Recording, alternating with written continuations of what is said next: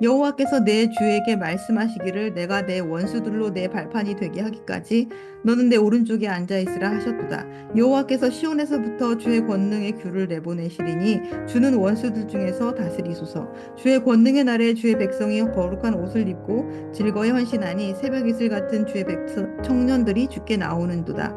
여호와는 맹세하고 변하지 아니하시리라. 이르시기를 너는 멜기세덱의 서열을 따라 영원한 제사장이라 하셨도다. 주의 오른쪽에 계신 주께서 그의 노하시는 날에 왕들을 쳐서 깨뜨리실 것이라. 문나라를 심판하여 시체로 가득하게 하시고 여러 나라의 머리를 쳐서 깨뜨리시며 길가의 시냇물을 마심으로 그의 머리를 드시리로다. 오늘 시편은 우리가 잘 아는 찬양의 가사로도 유명합니다. 3절 말씀이죠. 주의 권능의 날에 주의 백성이 거룩한 옷을 입고 즐거이 헌신하니 새벽 이슬 같은 주의 청년들이 주께 나오는 도다. 이것은 시인의 환상과 열망일 뿐 아니라 이 시대를 살아가는 우리들에게도 매우 소망스러운 그런 말씀이라고 생각합니다. 청년들, 이 청년 세대가 믿음을 갖지 못하고 세상으로 사라져가는 그런 시대를 우리는 살고 있습니다. 그들이 거룩한 옷을 입고 즐거이 헌신하는 그런 복된 나라가 되기를 간절히 소망하는 마음이 우리에게 있습니다. 5년마다 교회를 출석하고 있는 청년 1000명을 대상으로 하는 그런 설문조사가 있습니다.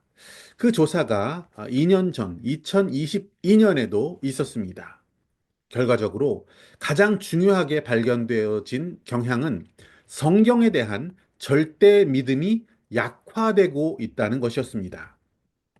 교회를 정기적으로 출석하고 있는 청년들이지만 성경을 절대적 진리로 보는 그런 청년은 겨우 29.6%에 불과했습니다. 이 나라의 교회를 다니고 있는 청년 중에 성경을 절대적 진리로 믿는 그런 청년은 100명 중에 30명도 채 안 된다는 사실이죠. 성경이 진리라는 확신도 없는 그런 청년들, 다시 말해서 믿음이 없는 청년들이 교회 안에 더 많다는 그런 충격적인 조사 결과입니다. 여기에 대해 교회의 책임을 묻지 않을 수 없지만 더 큰 문제는 가정에서 믿음을 유산으로 제대로 물려주지 못하고 있다는 점입니다. 교인 자녀 중에서 교회에 남아있는 청년들도 사실은 얼마 되지 않지만 그 남아있는 청년들 중에서 3분의 1도 성경을 진리로 고백하지 못한다는 정말 안타까운 결과. 당연히 성경을 읽고 있는 그런 청년들의 숫자도 적었습니다. 100명 중에 63명이 일주일 동안 전혀 단 1분도 성경을 읽지 않는다라고 답했습니다. 이렇게 성경을 읽는 시간은 해가 갈수록 줄어들고 있습니다. 청년들이 일주일간 성경을 읽은 평균 시간이 10년 전, 그러니까 2012년에는 64분이었지만 이번 조사에서는 그 절반도 안 되는 26분으로 줄어 있었습니다. 믿음도 없고 성경도 읽지 않는 세대가 되었다는 것이죠.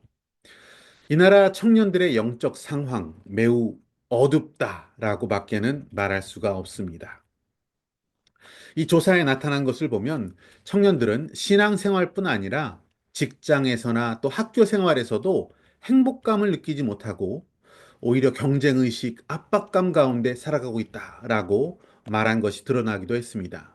이것이 바로 영적인 악순환이 아닌가라는 생각이 듭니다.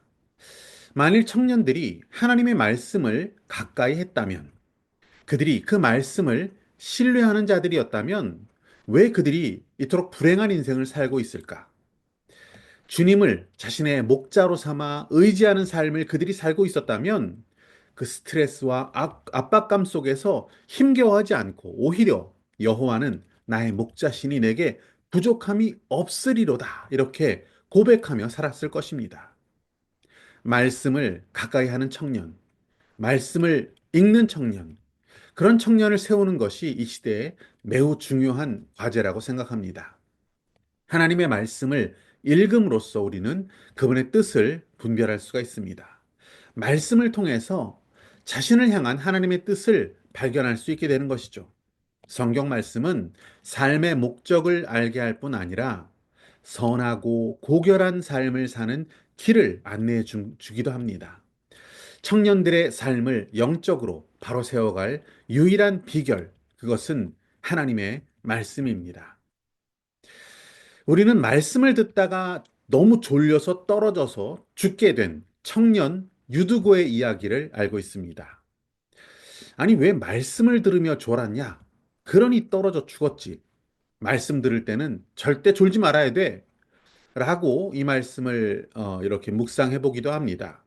하지만 좀 더 생각해 보면 이 청년의 삶이 얼마나 힘들고 고단했으면 그가 그렇게 졸았을까? 그렇게 피곤했지만 그래도 말씀을 듣겠다고 그 자리가 정말 불편한 자리, 창틀에 걸터 앉아야 했지만 그 자리로 나왔던 청년, 조금이라도 하나님께 더 가까이 가고자 했던 이 청년을 하나님께서는 불쌍히 여기셨고, 그래서 바울을 통해서 그를 살리신 사건이다 라고 보는 것이 맞지 않을까 싶습니다. 하나님은 말씀을 사랑하는 자들을 사랑하십니다. 말씀을 읽고 배우는 것, 이것이 시간 낭비처럼 여겨지고 또 손해보는 것처럼 느껴져도 하나님은 그 모든 것을 능히 다 보상하고도 남음이 있을 만큼 부어주시는 분이십니다. 하나님은 이 죽은 청년 유두고를 살리셔서 많은 사람들을 위로받게 하셨다라고 성경은 이야기합니다. 오늘도 말씀을 주시는 주님, 말씀을 통하여 이루시는 주님, 그 주님을 더욱 사랑하는 이 시대의 청년들이 세워지기를 소망합니다. 새벽 이슬 같은 청년들이 주님의 말씀 앞으로 나올 수 있기를 기도합니다.